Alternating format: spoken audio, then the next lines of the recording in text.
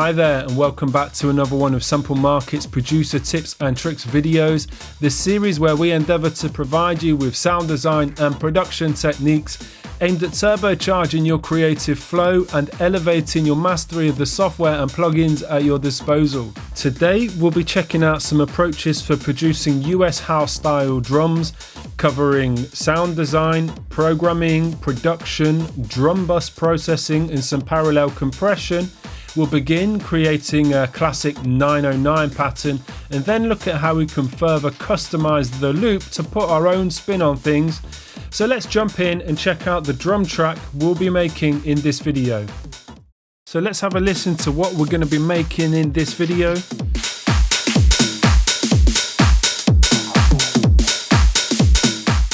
And here's our drum loop in the context of a track with some bass, lead and vocal sounds.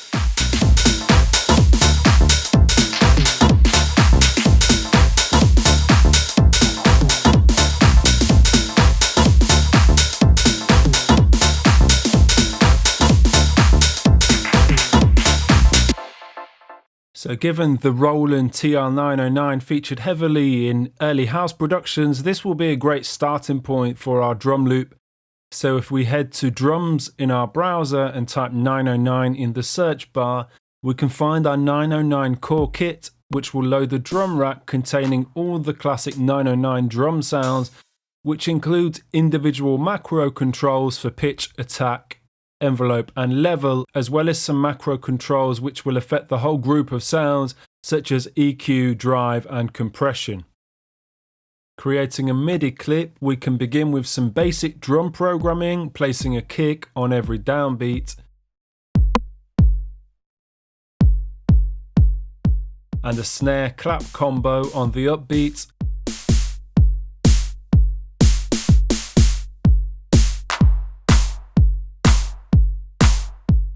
And then in the offbeats, an open hat. Essential really for that housey vibe is a strong open hat which brings a lot of energy to the drums.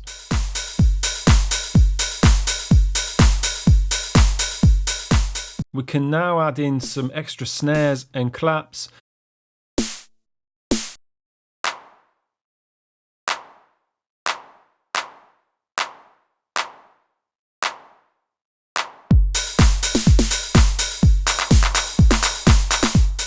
And maybe a closed hat, mainly adding syncopated hits for extra groove and interest or flair. So if you notice, the closed hat is chopping off the open hat, and if we check the choke settings on the drum rack, we can see both hi-hats are being sent to choke group 1, meaning one sound will chop off the other. Essentially, and as you can hear in the loop, a closed hat placed after the open hat results in the tail of the open hat or the decay of the open hat being chopped off.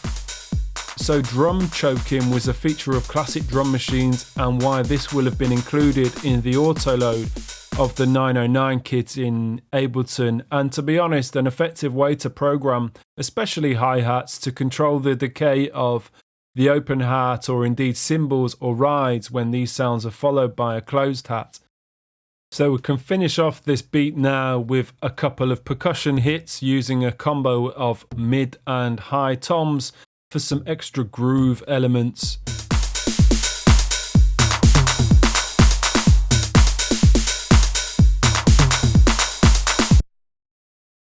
So a lot of those early 90s US house tracks featured drums that were programmed using an Akai MPC sampler.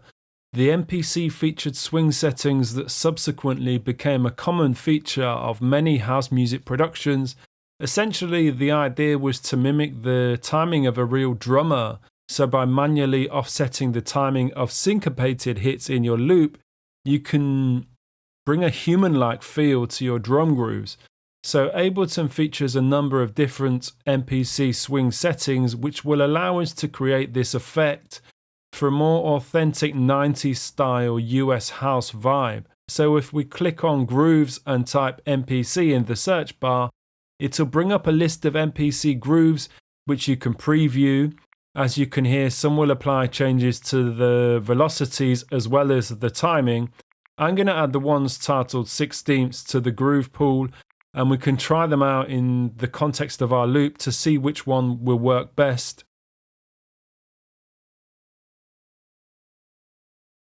Starting at 54, each groove will sound progressively looser as we increase the amount of swing.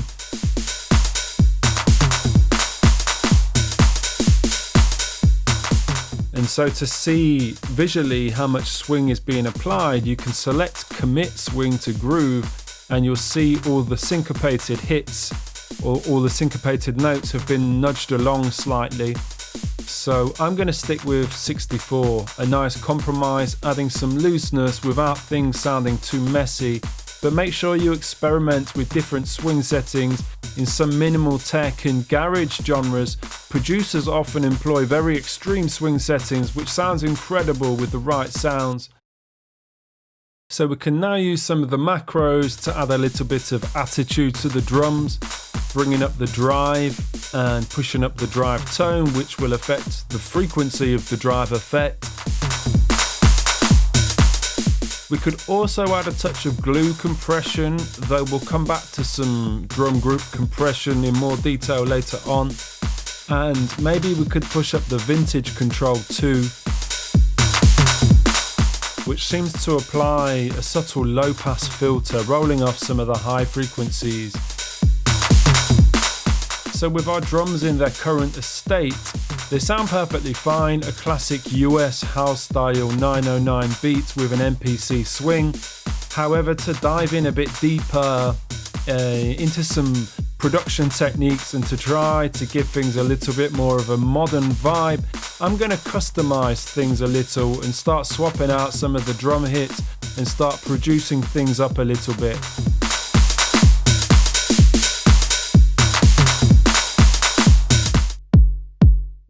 So let's start with the kick and swap out the current 909 for a beefier sample. This kick I've got here from the Sample Market Essential House Drum Hits pack. Still sounds like a 909, but with more power and attitude. Though this kick could actually do with a little bit more transient, given it doesn't contain much energy in the mids and tops. So let's layer this with another kick using the other kick slot in our 909 kit.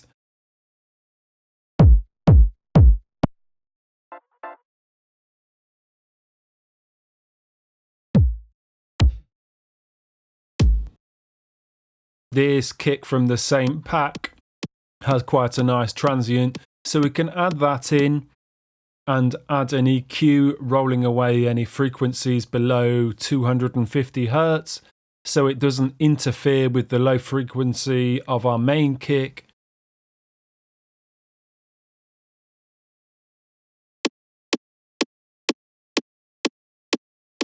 And considering we're using this kick for its attack, we can dial back the decay and take off the sustain so it's shorter and we're just left with the transient of the kick drum essentially.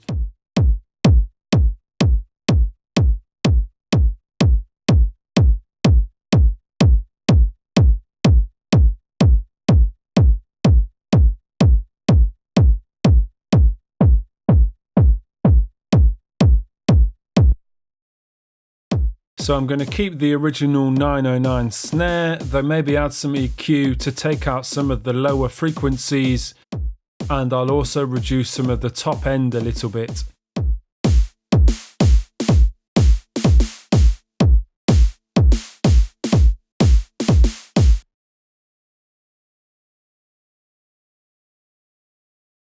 So now let's layer in another clap sound. Placing hits on the upbeats, and let's dive into this Sample Market Originals Huxley sample pack and search for a clap sound. So bringing this into the beat.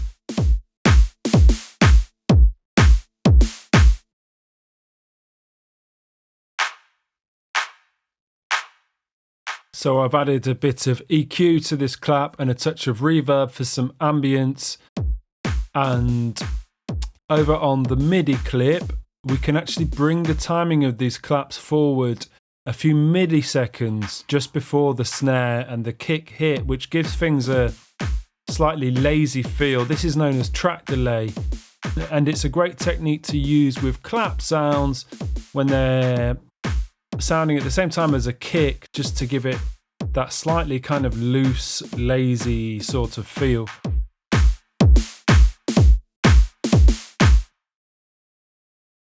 So now over on the open hat, we can swap this sound out for another 909 sounding hat, but something like this. I'm looking at the Sound Capsule 90s Deep House pack, and this still sounds like a 909 hat, but it's a little bit more processed, a bit more attitude.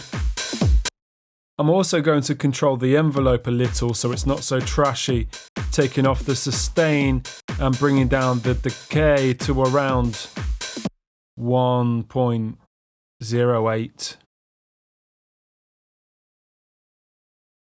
And let's also add another syncopated open hat at the start of each bar for some extra swing.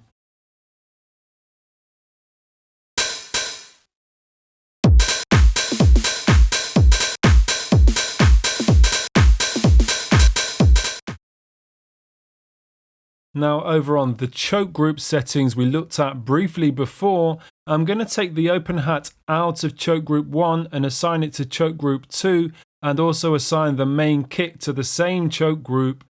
And as you can hear now, the tail end of the open hat is chopped off when the kick sounds, achieving the same effect as we would if we were sidechaining the open hat, to be honest, essentially maintaining a strong offbeat whilst making sure it's not interfering with our 4x4 kick.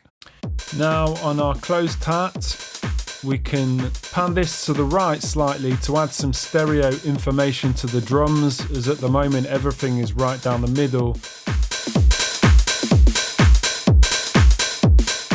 And I'm also going to add some closed hat hits to the offbeats. The closed hat has quite a nice attack, so we can bring a little bit more transient to the offbeat like this. And also, given we've removed the open hat from the choke group, the two sounds won't chop each other off now.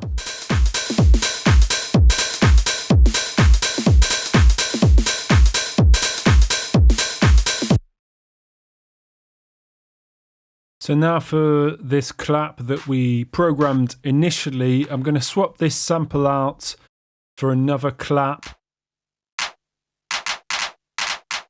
Again, taking a clap sound from the Sound Capsule Deep House pack, something that's quite processed sounding, still got that 909 vibe. And let's add an EQ, removing the low frequencies.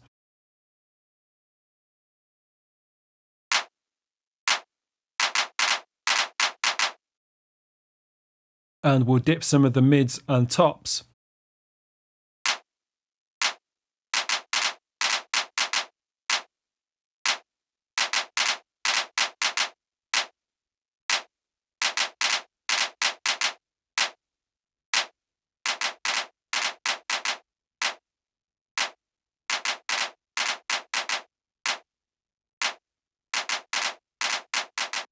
And now I'm going to turn this sound into a bit more of an effect, something to add some flair, some kind of fills, use some auto filtering.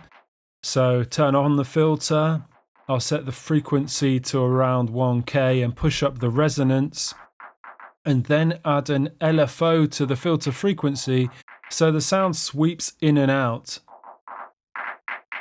So it's basically using this clap a bit more like an effect to add some movement to the groove.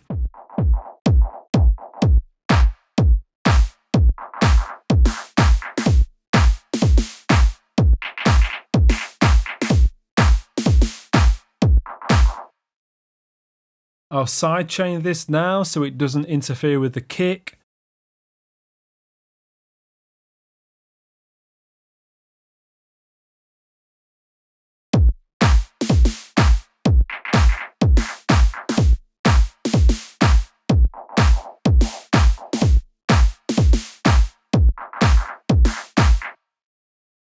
Add some stereo width using isotope imager, again trying to bring some stereo information to this drum track.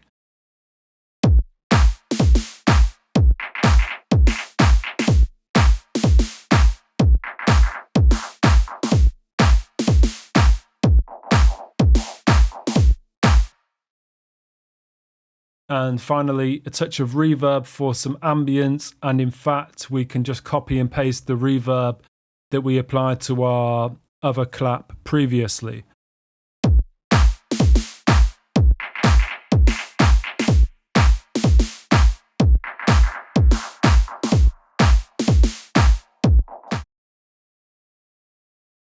So now for some drum bus processing to just bring the drums to life a little bit, to help them gel together. So a great technique for making your drums sound bigger and fuller is to use parallel processing, also known as New York compression. This technique involves heavily compressing the drums, but rather than applying the compression to the whole drum bus, you control the level of the heavily compressed signal by blending it into the original, that way retaining the transient and punch of your original drum bus whilst adding depth and power. So you can achieve parallel compression simply by using the mix control on a compressor, but by setting up a dedicated return track for the compressor, we'll have more control over the level of the compressed signal.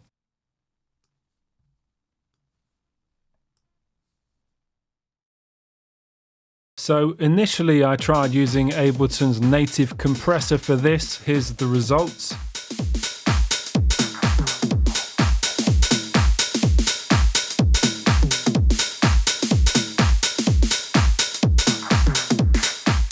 Using a fast attack and fairly fast release, compressing by about 10 dB, it's definitely bringing up the quieter parts of the drum track and adding some more power. But I think by using a compressor that's known for super fast attack and release times, we can get a bigger sound. So I've added an instance of the 1176 compressor from UAD. There's various emulations of the 1176 available.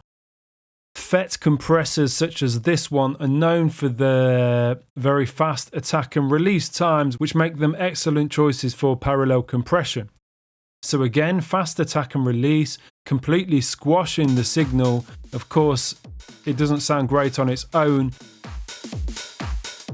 but let's add the original drum bus back in.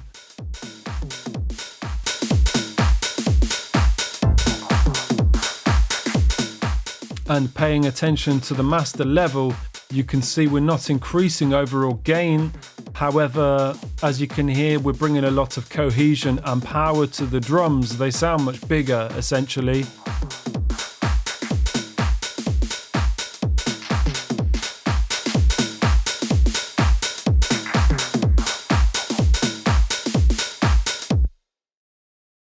So I'm also going to add a drum bus plugin to the drum group for some increased transient content. Setting everything to 0. I'm not looking to saturate the drums or drive the drums. I'm just looking to boost the transients, so we can also reduce the output level so we're not increasing the level of the overall signal, and focus our attention on the transient control, pushing this up a little bit, which adds a little bit more punch to our kick drum.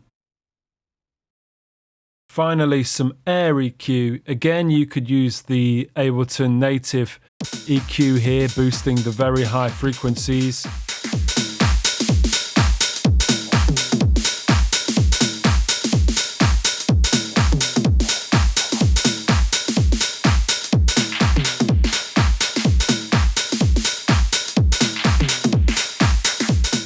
I really like to use the 8200 EQ from Pulsar for this. It's quite subtle, but it has this air band which just brings out a lot of energy and fizz, especially on the hi-hats in drum groups.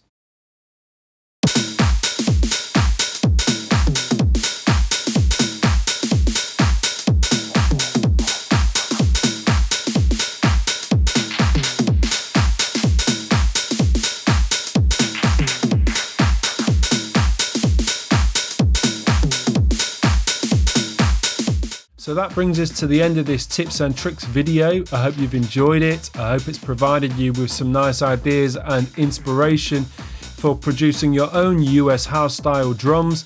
And finally, if you want to stay in the loop with upcoming content from Sample Market on this channel, make sure you hit that subscribe button below.